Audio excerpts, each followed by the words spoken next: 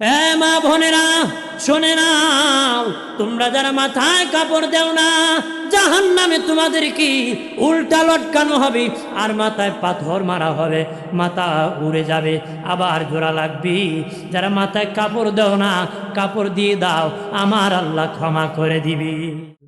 আর যদি না ফরমান হন, প্রভস্ত হন, জবাব দিতে পারবে না। আল্লাহ বলবেন তার কবরে আযাব নাজিল করে দাও। বাবাজি, আযাব নাজিল হয়ে যাবে রে, আযাব নাজিল হয়ে যাবে।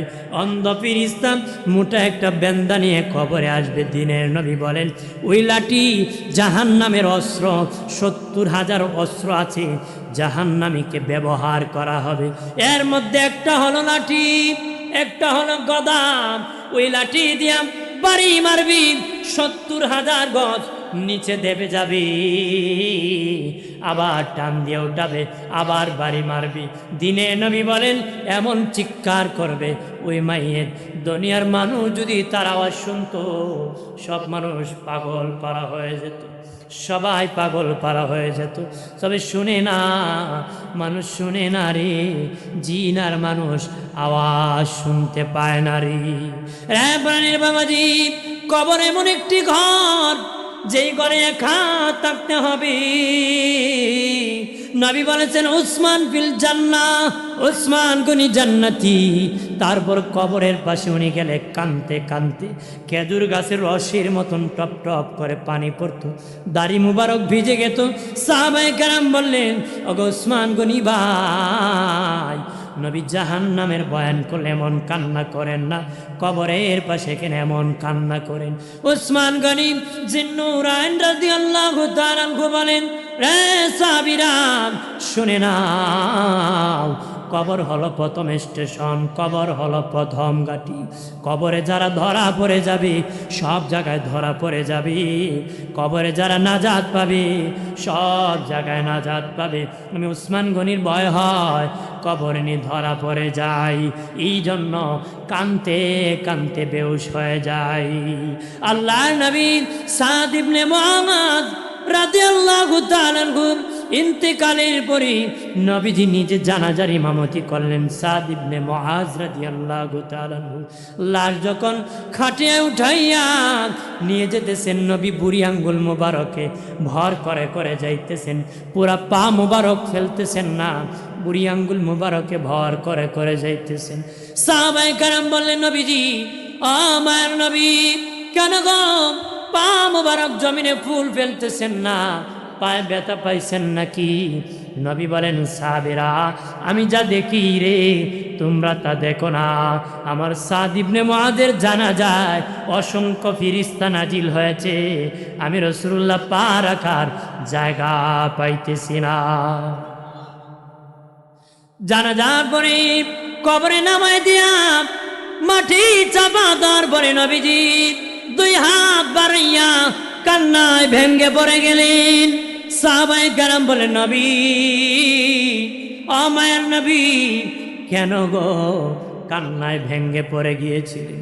নবী বলেন বাবা সাহাবীরা, আমার সাদ ইবনে মুআযকে যখন কবরে রাখা হয়েছিল, আমি রাসূলুল্লাহ দেখতে পেলাম কবরের দুপাশের মাটি তারে চাপা মারা শুরু করছে। আমি রাসূলুল্লাহ সইতে পারি নাই, আল্লাহর দরবারে মুনাজাত করেছি। দোয়া করার কারণে আমার আল্লাহ আমার সাদ ইবনে মুআযের কবর জান্নাতের বাগান বানাইছে। দয়াল নবীর সাহাবী আবু মুসা রাদিয়াল্লাহু তাআলা আনহু ইন্তেকালের পরে যখন কবরে রাখা হয়েছে, মুনকার নাকি আসছে, প্রশ্ন করেছে রবকে। উনি বলেন এরে মুনকার নাকি তোমরা কোথা থেকে এসো? তারা বলে 500 মাইল দূর থেকে এসেছি। মুনকার নাকি 500 মাইল দূর থেকে আসিয়া যদি তোমরা আল্লাহকে ভুলো নাই, আমি আবু মুসা কয়েক হাত উপর থেকে মাটির নিচে আসছি, কেমনে রে আল্লাহরে ভুলে যাব রে? তোরা যদি বলিস নাই আমি আবু মুসা আল্লাহকে ভুলে নাই। সুবহানাল্লাহ কন্যা, একটু বিপদ দেখলে আল্লাহরে ভুলে যায়, কথা হয় না। আর জোরে কন্যা, 500 দিলে এক কথা কয়, 1000 দিলে 500 মিছা কথা কয়, আছে কি না? ওই সময় সেটা আল্লাহর বান্দা, এ ভয় তার অন্তরে নাই। মানুষ আল্লাহরে ভয় করে না, ভূতরে ভয় করে। কথা কয় না। নেতারে ভয় করে, নেত্রীকে ভয় করে, মালিককে তত ভয় করে না। নেতাকে খুশি করতে যা করার দরকার তা করে, কিন্তু আল্লাহকে খুশি করার জন্য করতে রাজি হয় না। কথা হয় না। আপনি যদি 12টার পরে রাস্তা দিয়ে যান আর বটগাছের আঘাত থেকে যদি কেউ সেরাগালি কই যাস, আপনার কি করেন? এই বেচারে কই যাইব? দৌড় দিয়ে দিব, ভূত আইছে ভূত। কথা হয় না। তাহলে ভূতরে ভয় পায়, আল্লাহরে ভয় পায়, ঠিক কিনা?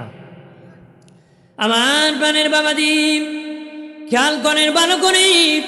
এই জন্য বাবা, মরতে হবে একদিন, কবরে একাই যেতে হবে, কেউ সঙ্গ হবে না, সাথী হবে না রে।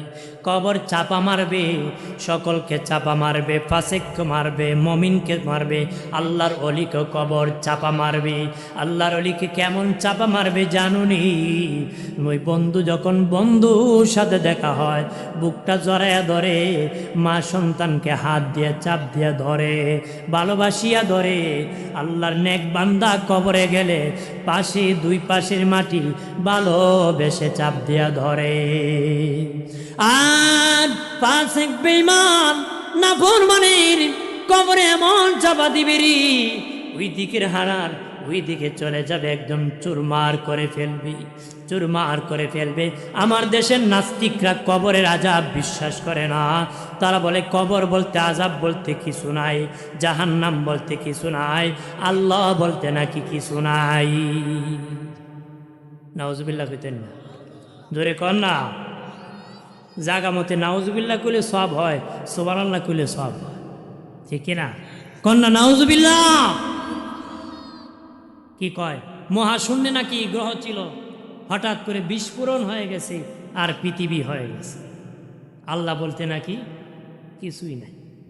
আপনার এখন যদি আমি কই এখানে একটা লোহার টুকরা ছিল, হঠাৎ করে বিস্ফোরণ হয়ে মাইক হয়েছে, মাইক্রোফোন হয়েছে, তার হয়েছে, হরেন হয়েছে, স্ট্যান্ড হয়েছে, ভাইরা সব মিলে মাইক হয়ে গেছে, আপনারা কইবেন ই তার সিরা হুজুরটা আইলো করতে?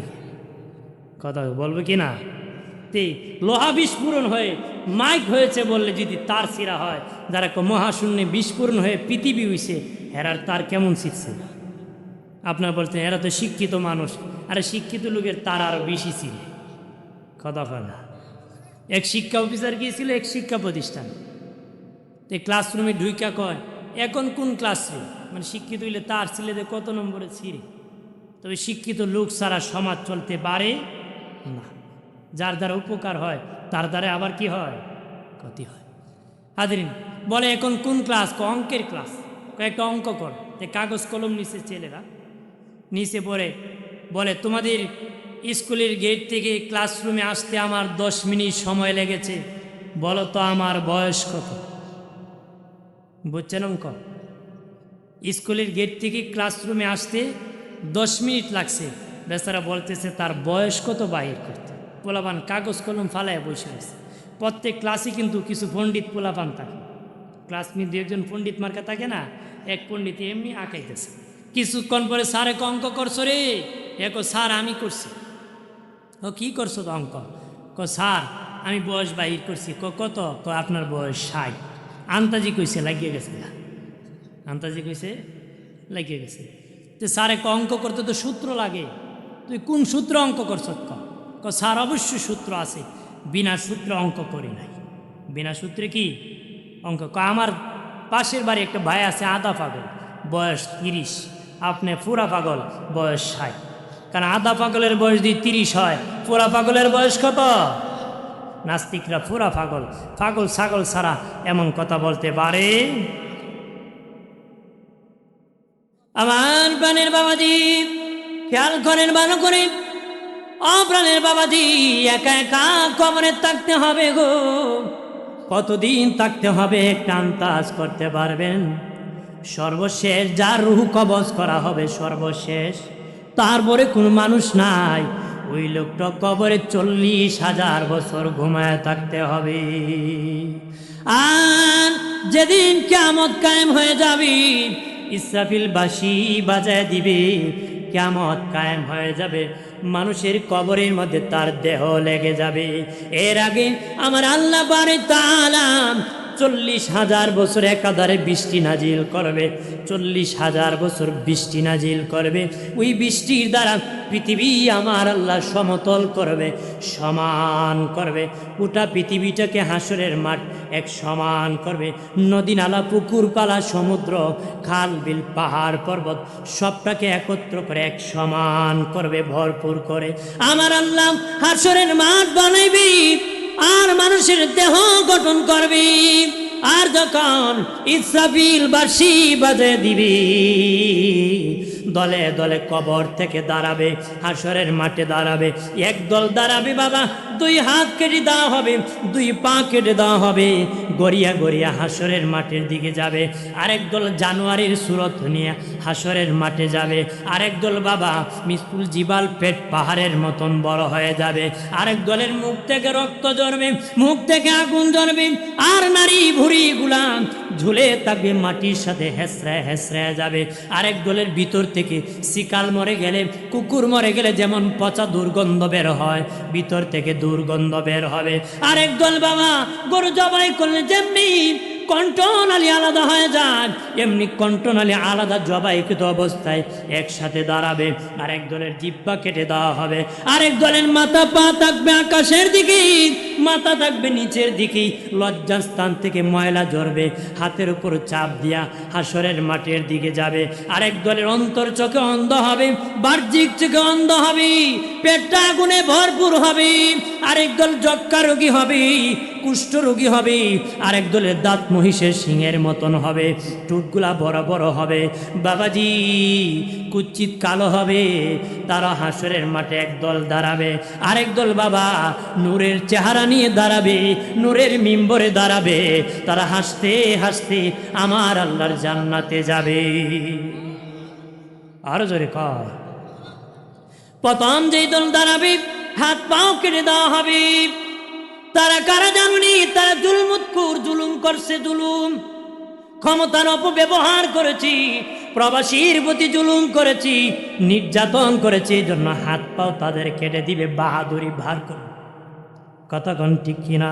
মুআয ইবনে জাবাল রাদিয়াল্লাহু তাআলা আনহু থেকে হাদিস বর্ণিত, উনি বলেন যত জুলমুৎকুর ছিল, জুলুম করেছে, তাদের হাত পা আল্লাহ কেটে দিবে। সব জুলমুত করে একসাথে গড়িয়া গড়িয়া হাসরের মাঠের দিকে যাবে। এরপরে বাবাজি 2 নম্বর জানোয়ারের সুরত হয়ে যাবে। তারা কারা জানোনি? তারা বেনামাজি, নামাজ পড়ে নাই, এই জন্য জানুয়ারির সুরত হয়ে যাবে। 3 নম্বর পেট পাহাড়ের মতন বড় হয়ে যাবে। অ্যাকুরিয়াম বেলুনের ভিতরে কিছু দিয়ে যদি নাড়াচাড়া করা হয়, ভিতরে কি আছে দেখা যাবে। তাদের পেটে অজাগর সাপ হাসরবাসী দেখবে। ঠিক তারা বাবা, তারা কারা জানোনি? আল্লাহ বলবেন তারা সুদকুর, ঘুষকুর, হারামকুর, এই জন্য তাদের পেট এত বড় হয়ে গেছে। 4 নম্বর রক্ত ঝরবে মুখ থেকে, আগুন ঝরবে, নারী বুড়িগুলা ঝুলে থাকবে।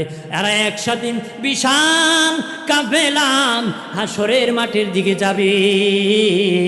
আল্লাহ বলবেন তারা কারা? মৃত্যু ব্যবসায়ী, পাল্লাতে কম দিত, ডান্ডিতে কম দিত, মাল কিনেছে 100 টাকা দিয়ে, কয় কিনেছে 150 টাকা দিয়ে, 200 টাকা বিক্রি না করলে লস হবে। এইরকম প্রতারক মিথ্যাবাদী ব্যবসায়ী যারা ডান্ডিতে পাল্লাতে কম দিত, মিথ্যার আশ্রয় নিয়াম ব্যবসা করতো রে। ব্যবসায়িকের দল ভালো করে শুনে নাও, যারা মিথ্যার আশ্রয় নিয়ে ব্যবসা করো রে, হাসরের মাঠে যেদিন কবর থেকে উঠবা, মুখ থেকে রক্ত ঝরবে, মুখ থেকে আগুন ঝরবে, আর নারী ভুঁড়িগুলা ঝুলে থাকবে, মাটির সাথে হেসরায় হাসরের মাঠে যাবে। একটু চিল্লায় বলে নাউজুবিল্লাহ। এরপরে একদলের বাবা মুখ থেকে পচা দুর্গন্ধ বের হবে।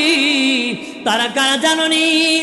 আল্লাহ বলবেন রে হাসরবাসী, তারা ওরা দুনিয়ার মানুষ তাদেরকে ভালো মানুষ মনে করত, কিন্তু ভিতরে ভিতরে পাপাচারের লিডার ছিল। উপরে ভালো কথা কইতো, ভিতরে সব আকামের নেতৃত্ব দিত। কথাবার্তা নবী রসুলের মতন, কাজ করে ফেরাউনের মতন। কথা বলেন ঠিক কিনা? আল্লাহ বলবেন ওরা কারা জানোনি? যাদের ভিতরটা পচে গেছে, তারা উপরে ভালো মানুষ মনে করতো, মানুষ ভিতরে ভিতরে পাপাচারের নেতৃত্ব দিত, প্রকাশ্যে ভালো মানুষ দাবি করতো। নবী কইছি আমার উম্মত তিন প্রকার, এক প্রকার কমলা লেবুরের মতন, আরেক প্রকার গোলাপ ফুলের মতন, আরেক প্রকার খেজুরের মতন। গোলাপ ফুল বাবা দেখতে সুন্দর, খাইতে লাগে তিতা। নবীকে একদল উম্মত তাদেরকে দেখতে সুন্দর দেখা যাবে, কিন্তু ভিতর ভালো না। গোলাপ ফুল যেমন খাওয়া যায় না, তাদের ভিতরটা জান্নাতের উপযোগী হবে না। আরেক দল নবী বলেন খেজুরের মতন। বাবাজি খেজুর দেখতে সুন্দর না, কিন্তু মুখে দিদি লাগে মিষ্টি, খাইতে বড় মজা লাগে।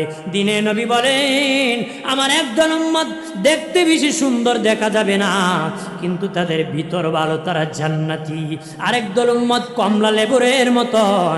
কমলা দেখতে যেমন, বাহির যেমন, ভিতর তেমন, দেখতে যেমন, খাইতে তেমন। আল্লাহ বলেন তারা হাসরে উঠতে দেরি, জান্নাতে যাইতে দেরি হবে না। এরপরের দল বাবাজি কন্ট্রোনালি জবাই করে দেওয়া হবে, মাথা আলাদা হবে না। গরু জবাই করলে যেমনি মাথা আলাদা হয় না, ঠিক তেমনি ভাবে তাদের কন্ট্রোনালি আলাদা করা হবে। তারা কারা জানুনি? আল্লাহর পক্ষ থেকে আজারবে হাসরবাসী দেখো, ওই সমস্ত ব্যক্তি যারা দুনিয়ায় মিথ্যা বিচার করেছে, মিথ্যা সালিশ করেছে, টাকাকে অন্যায় বিচার করেছে, ন্যায়ের পক্ষে থাকে নাই, বংশের পক্ষে থেকেছে, গোষ্ঠীর পক্ষে থেকেছে, ন্যায়ের পক্ষে বিচার করে নাই, টাকার পক্ষে থেকেছে, ওদেরকে আমার আল্লাহ জবাই করে দিবে। একটু চিল্লায় বলে নাউজুবিল্লাহ। এরপরে বাবাজি 7 নম্বর দল, মুখের জিহ্বা কেটে দেওয়া হবে। তারা কারা জানুনি? যারা সত্য গোপন করেছে, সত্য সাক্ষী গোপন করেছি, হক কথা বলতি গোপন করেছে। আমার মতন কত বক্তার জিহ্বা কেটে দেওয়া হবে হাসরের মাটি, কত ইমামের জিহ্বা কেটে দেওয়া হবে রে, না জানি বেকায়দা করে যায়। কত বিচারকের জিহ্বা কেটে দেওয়া হবে সত্য সাক্ষী গোপন করার কারণে, হক কথা গোপন করার কারণে কত মানুষের জিহ্বা কেটে দেওয়া হবে রে। আল্লাহ বলবেন হাসরবাসী তারা কারা জানো রে? যাদের জিহ্বা কেটে দিয়েছি তারা হলো ওই সমস্ত ব্যক্তি যারা সত্যকে গোপন করেছে। একটু চিল্লায় বলে নাউজুবিল্লাহ। এরপরে 8 নম্বর বাবা, পা থাকবে আকাশের দিকে, মাথা থাকবে নিচের দিকে, আর তার লজ্জার স্থান থেকে ময়লা ঝরবে হাতের উপর ভর করে হাসরের মাঠে। আল্লাহ বলবেন হাসরবাসী, হাসরবাসী দেখো রে, ওই সমস্ত ব্যক্তি যারা দুনিয়ায় জেনা করছে, যারা দুনিয়ায় জেনা করেছে, যারা দুনিয়ায় জেনা করেছে। নবী বলেন আমি যেদিন মেরাজে গিয়েছি দেখলাম একটা টেবিলের উপর 2টা কস্তুরি আছে, একটার মধ্যে ভুনা গুস্ত, আরেকটার মধ্যে পচা গুস্ত। কিছু যুবক আসিয়াম ভুনাটা খায় না, পচাটা খায়। নবী বলেন ভাই জিবরাইল ওরা কারা রে? যারা ভুনাটা খায় না, পচাটা খায়। জিবরিল বলে নবীজি গো, ওরা আপনার উম্মতের ওই সমস্ত ব্যক্তি যারা নিজের বিবি থাকার পর অন্য নারীর সাথে মিলন করেছে। ইসলামে বিবাহের মাধ্যমে এইটা বৈধতা ছিল, কিন্তু করে নাই। ভালো সুযোগ থাকার পরও খারাপ কাজ করেছে, এই জন্য ভালোটা রাখিয়া তারা মন্দটা খাইতেছে। একটু চিল্লায় বলে নাউজুবিল্লাহ। সভাপতি সাহেব বলেছিলেন মা বোনদের উদ্দেশ্য কিছু বলার জন্য, যেহেতু মেরাজের কথা বলছি কি বলে দিয়ে বাবা। নবী বলেন আমি সামনে গেলাম, দেখি একজন মহিলা পা আকাশের দিকে, মাথা নিচের দিকে, পা আকাশের দিকে, মাথা নিচের দিকে। ফেরেশতা যাইয়া ওই মহিলার মাথার মধ্যে পাথর নিক্ষেপ করে। মা বোনেরা ভালো করে কানটা খুলে শুনে নাও, ফেরেশতা যাইয়া তার মাথার উপর পাথর মারতেছি। এই মুহূর্তে তার মাথাটা তুলার মতন উড়ে যায়, তুলার মতন উড়ে যায়। আবার জোড়া লাগে, আবার পাথর মারে আবার উড়ে যায়, আবার জোড়া লাগে আবার পাথর মারে আবার উড়ে যায়। নবী বলেন, ভাই জিবরাইল, জিবরাইল, ওরা কারা জানুনি? ওরা কারা? ওদেরকে কেন মাথা উড়ায় দেওয়া হইতেছি? জিবরাইল আমিন বলেন, ও মায়ের নবী, ওরা ওই সমস্ত নারীরা, আপনার উম্মতের ওই সমস্ত নারীরা যারা দুনিয়ায় মহিলারা মাথায় কাপড় দিত না, তাদের চুল মানুষকে দেখায় দেখায় হাঁটতো, মানুষকে দেখায় দেখায় তাদের চুল হাঁটতো রে। এই জন্য অপরাধের কারণে আমার আল্লাহ পাথর নিক্ষেপ করে মাথা উড়ায় দেয়, তাদেরকে জাহান্নামে ওইভাবে শাস্তি দিবে গো মা। যারা মাথায় কাপড় দাও না, তোমাকে জাহান্নামে উল্টা লটকানো হবে গো মা। এ মা বোনেরা শোনে নাও, তোমরা যারা মাথায় কাপড় দেও না, জাহান্নামে তোমাদের কি উল্টা লটকানো হবে, আর মাথায় পাথর মারা হবে, মাথা উড়ে যাবে, আবার জোড়া লাগবে। যারা মাথায় কাপড় দেও না, কাপড় দিয়ে দাও, আমার আল্লাহ ক্ষমা করে দিবি। দিনে নবী বলেন, আরো সামনে গেলাম, যে দেখি আরেকজন মহিলা, তারও লটকায় রেখেছি, ঝুলন্ত রেখেছি, জাহান্নামের হুক দিয়া তার পেটে আর পিঠে দাগ দিতেছে। একবার পিঠে দাগ দেয়, আর একবার পেটে দাগ দেয়, আর ওই মহিলা চিৎকার করে কান্নাকাটি করে। হুক যখন ঠান্ডা হয়ে যায়, আবার জাহান্নামে গরম করে, আবার দাগ দেয়, ঠান্ডা হলে আবার গরম করে। নবী বলেন, ভাই জিবরাইল, ওরা কারা রে যাদেরকে পেটে আর পিঠে দাগ দেওয়া হইতেছে? জিবরিল আমিন বলেন, ও মায়ের নবী, ওরা ওই সমস্ত ব্যক্তি আপনার উম্মতের নারী যারা পেট আর পিঠ কুলে হাটে মাঠে মানুষকে দেখাইতো ওই সমস্ত নারীদেরকে জাহান্নামে হুক গরম করে শাস্তি দেওয়া হবে। একটু চিল্লায় বলে নাউজুবিল্লাহ। আর যারা জেনা করবে, জেনা, আর বাবা জেনা বেড়ে গেছে, হারামজাদার সংখ্যা বেড়ে গেছে, কথা বলেন না। ভাই তাকে বিদেশ দেওরি বাবির দায়িত্ব নিছে, কথা না আছে কি না? এক হুন্ডা দিয়া বাবির এনে দৌড়াইতেছে, এক সিনজিতে দৌড়াইতেছে, এক কারে দৌড়াইতেছে বাবা। আর বাবা আকাম করতেছে, হারাম জাদার জন্ম হবে রে, জেনা হবে। ওই হারাম জাদারাই ইসলাম নিয়ে বকাবকি করে, কথা না আছে কি না? আগে মানুষ বলতো অমুকের মেয়ে বাগছে, এখন মেয়ে বাগে না, বউ বাগে, কথা হয় না।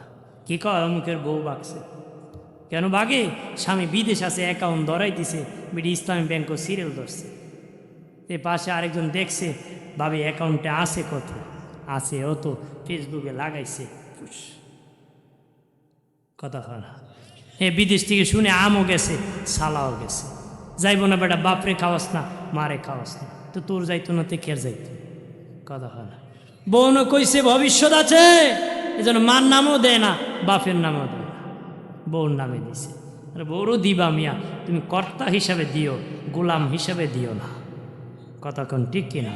তুমি কর্তা, নেতা, তোমার নেতৃত্ব থাকতে হবে, বিবিকে বিবির মতন মর্যাদা দিতে হবে, কথা বলেন ঠিক কিনা? না বিবিরে গোলাম মনে করবে, দাসী মনে করবেন না, সে বিবি আপনার ওয়াইফ, তার সম্মান করতে হবে, তার যে সম্মান আছে সেটা আপনার করতে হবে। তবে আপনি কর্তা, নেতা, আপনি কি নেতৃত্ব দিব কে? পুরুষ, নেতৃত্ব দিব কে? শেষ করে দিতেছি বাবাজি। এরপরে 9 নম্বর, পেট আগুনে ভরপুর হয়ে যাবি, চেহারা কুচিত কালো হয়ে যাবে। তারা কারা জানেননি? তারা হলো ওই সমস্ত ব্যক্তি যারা এতিমের মাল খেয়েছে, এতিমের মাল লুণ্ঠন করেছে, এই জন্য পেট আগুনে ভরপুর হয়ে যাবি। 10 নম্বর দল বাবাজি, যক্কা রোগী হবে, কুষ্ঠ রোগী হবে রে, যক্কা রোগী হবে, কুষ্ঠ রোগী হবে। তারা কারা জানেননি?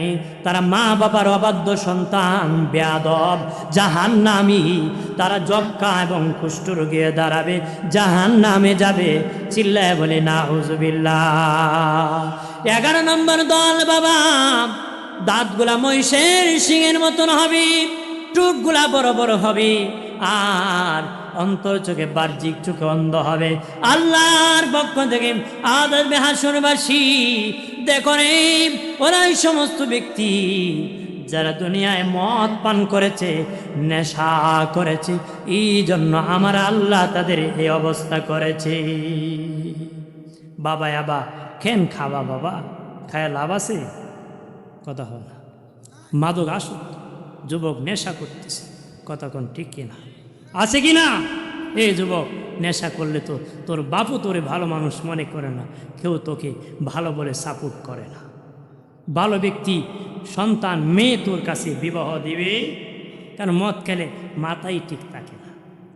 ওই যে 3 মদকুর এক পুকুরের পারে মদ খাইছে, ঠিক মতি যখন তাল লাগছে, একটা আরেকটার কয় পুকুরে যদি আগুন লাগে মাছ কুই যাই বলে,